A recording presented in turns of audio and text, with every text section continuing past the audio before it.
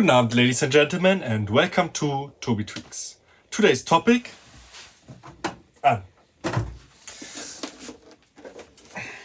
the Roland PA250 mixing board. Roland created some very famous analog music equipment in the 80s.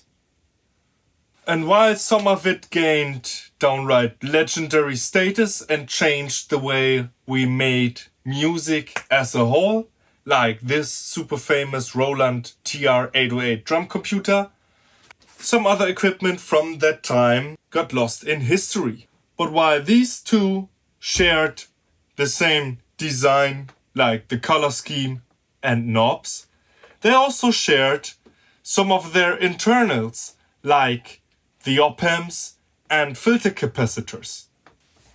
I asked myself, can we get similar iconic sounds out of this Roland mixing board?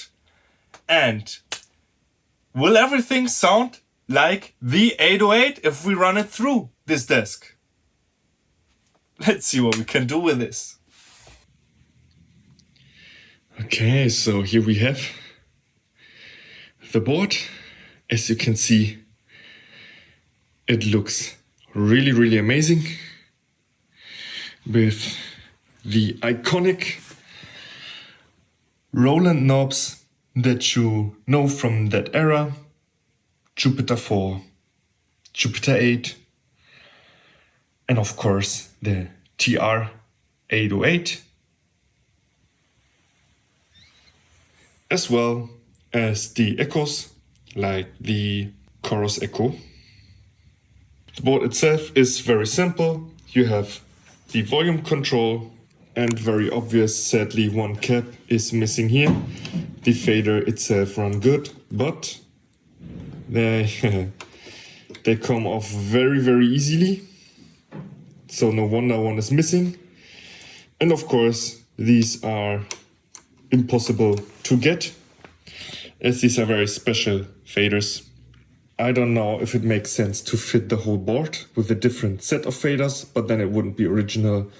I don't know if it makes sense to reprint these, as this is just painted white. Maybe you can kind of 3D print an exact looking replacement. Otherwise you have pen pot and a fixed send. So you have an echo send outside. That would probably go to a Roland Echo. And we're gonna see that in my studio. And you have an internal spring. You can't hear that yet, but rest assured, I'm gonna do that. It's the law. Otherwise, very simple equalizer, high and low, and an input attenuation from 0 to -40 dB. Oh, well, there it is. I was wondering. Here you choose between reverb and echo for the send right at the top. It's a bit weird to not have these together, but probably makes sense design wise. And then the first two input switches have a phono click. So channel 1 and 2 can also receive a phono input. That is right here on the back. Everything else is in jacks. You have the power output here for the speakers. And that's what we're going to be dealing with. This thing is super heavy. And we'll be removing the power amp from this thing to make it usable as a mixing desk. We won't be needing these, or my friend who owns this desk is not needing these, so I'll be doing the job for him, and then we're gonna test it. Let's go.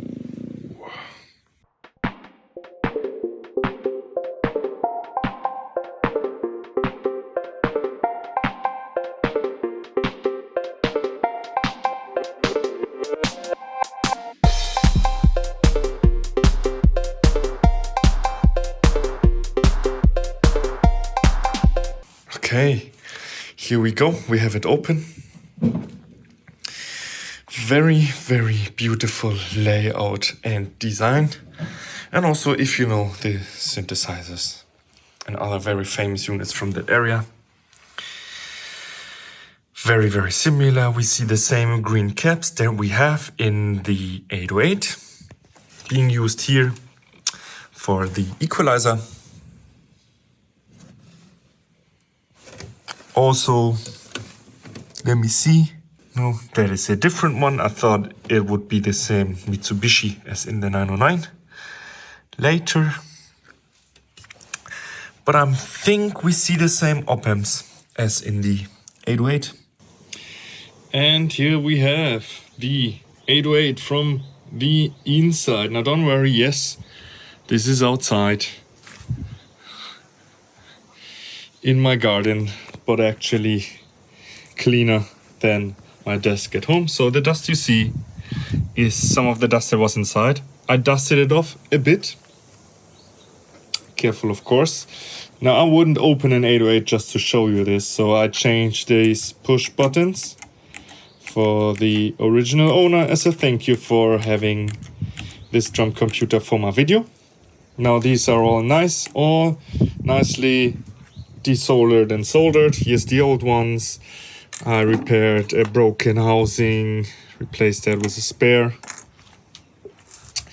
Now back to the circuit. As you can see, now of course this circuit board is green, the one in the PA250 is brown, but otherwise same generation of components. You see the green film caps that they used here, they used the same in the mixer, and then also these 4558 op-amps, same thing as in the PA250, as well as even the resistors are similar, and might be the electrolytics, I know, but these key components, they're all the same, so the signal path is quite similar, right? So the question is, do they sound alike, or do tracks sound like they're coming from an 808 if they go through this mixer? Stay tuned. Now, here in the back, you have the massive power amplifier. Also, the power transformer is just huge. And it needs to be for this section. This is what we're going to build out of it. We're going to take this out. And you can see with the big cooling for the amplifier, we will save quite some weight. I mean, this thing is still massive, and I don't know if you should replace it. I will not do it for now. But, oh man, see this cap here just for the power switch. The components used, very, very beautiful. Some of them got quite famous. And yeah, if you see the boards, not everything's fitted. There's space left for additional functions. Neat. Now let's try and get this out. If I can see correctly, we have to open this wiring loom because the power coming from the transformer also goes to here. And also, this might be the power supply here. So let's see if we can take this out at all.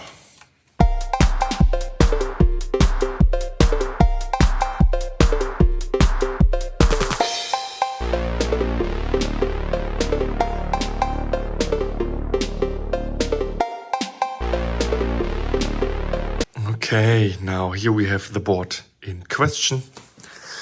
You can see the power supply board here in the middle with the fuses for both 250 and 125 volts. Here the Gleichrichter and all the caps and things that you need.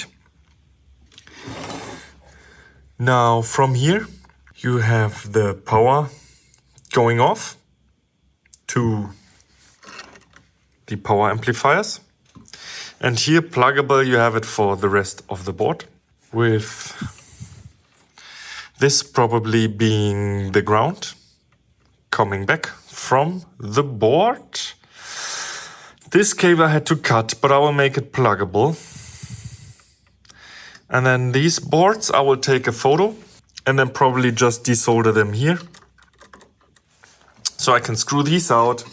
Then I will screw off this cooling, Kühlkörper, you would call it in German.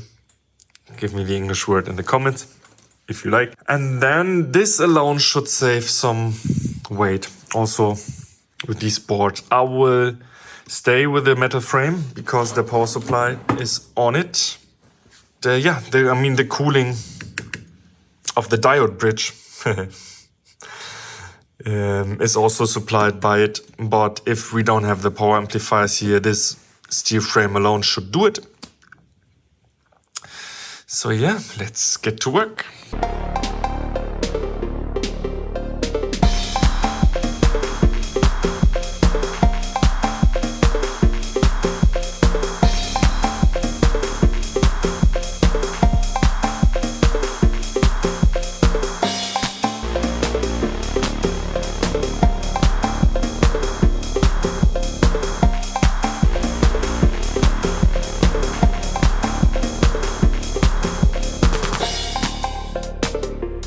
Okay, you see, well, don't mind the mess on my bench. You see, I got off the bracket and the Kühlkörpers.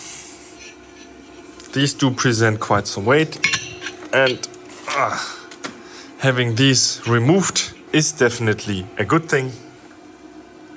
Now I will first take a picture of how the power of the amplifiers is connected here, just in case you want to build it back, and my mod will be completely reversible. So yeah, I will do that and then we get to building it back together. Quick one, let's go.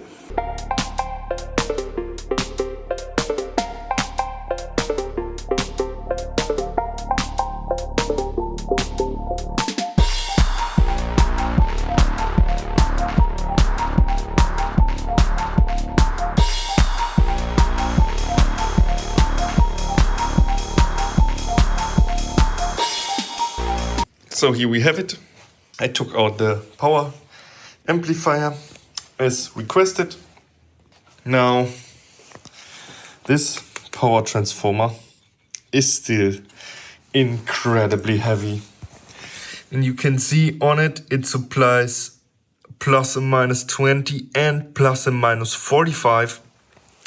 Now I'm very sure this high voltage is needed for the power amplifiers, as they will be supplying much more voltage than what the mixing board needs. So you might be able to replace it, or you should be able to replace it with a plus and minus 20 volts. I will talk to the owner of the board. Maybe we're going to do that later. For now, let me put this back together after admired for last time how nicely this is built.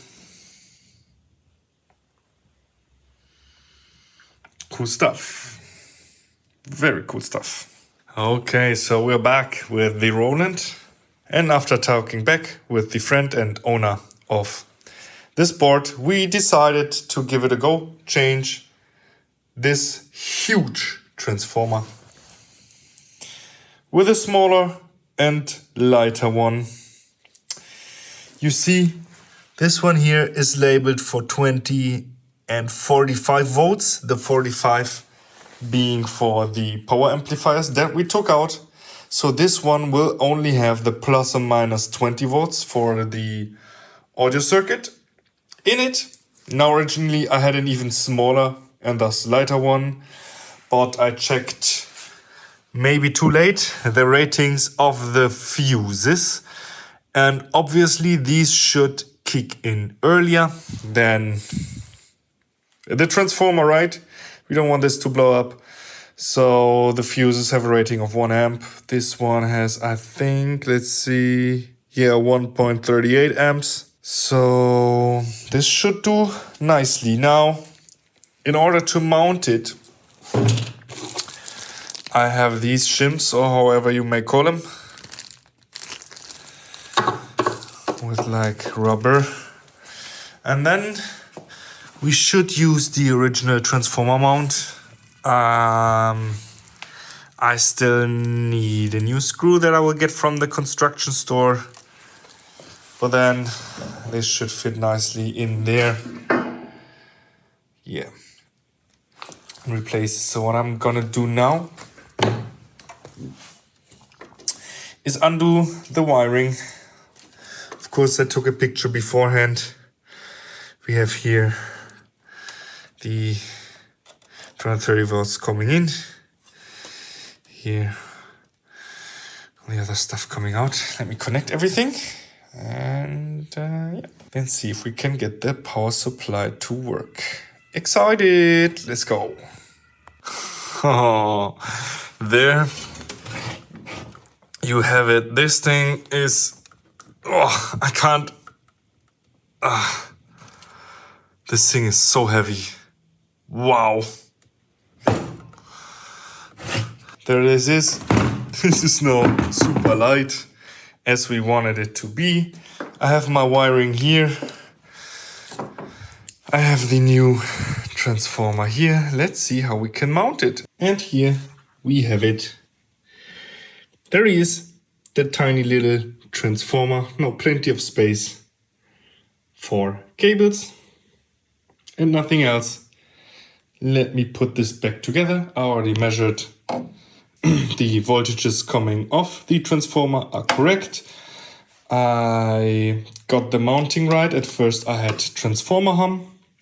They went away by fastening the screw that mounts the transformer. It's sitting nice and snug here. Of course, no power connected at the moment. Yeah, I'll assemble it and then we test it. Okay, so I fired up the mixer just to check if I get signal and everything works. And I did not get signal. Well, yeah, I followed the signal path around and it turns out that the master out does have muting transistors, and you can see them here, 1, 2, 3, 4 for the monitors as well. They are here to delay the output of these master outs in order to not blow up speakers when you turn the power switch, right? That's what these muting transistors for, and they are waiting for a voltage coming off the power supply. And as far as I figured out, they are waiting for the high voltage, the voltage used for the power amplifiers. I think it's 53 volts plus and minus. And these are not in circuit anymore. Now, I don't know if it will work if I would feed the muting transistors the lower voltage, which is plus or minus 15. I will for now just bridge these transistors. I know from my 909 that I built, or the 909 replica that I built, this one had muting transistors as well in the output. And it's recommended to take them out because they can introduce noise. So I'll bridge them and then hopefully we have a working desk, and I'll see you in the studio.